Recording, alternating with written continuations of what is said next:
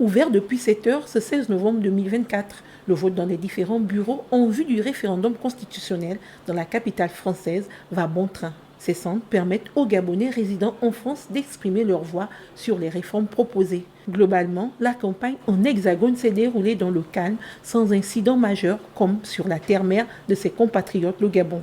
Pendant 10 jours, les partisans du oui ont sensibilisé les votants.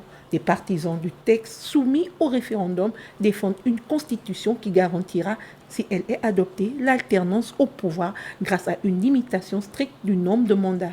Par ailleurs, les partisans du oui affirment qu'avec l'instauration d'un régime présidentiel, le chef de l'État aura les coups des franges pour diriger le pays. La quasi-totalité des acteurs de la transition a choisi d'endosser ce texte, quitte à adopter certains points plus tard.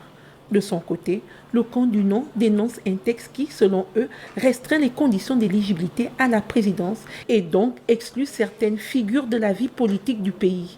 Ils contestent également l'instauration d'un régime présidentiel sans Premier ministre et un Parlement sans ostensible droit de censure.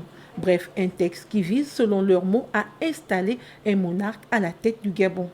L'ambassadrice du Gabon en France, son Excellence Marie-Édith Tassila Numbeneni, a été parmi les premiers à accomplir son devoir civique. Elle s'est rendue au bureau de vote à 8 heures précises, marquant ainsi le début d'une journée électorale importante pour la diaspora gabonaise. Les bureaux de vote resteront ouverts en France jusqu'à 18 heures, permettant ainsi à tous les inscrits de participer à cette consultation.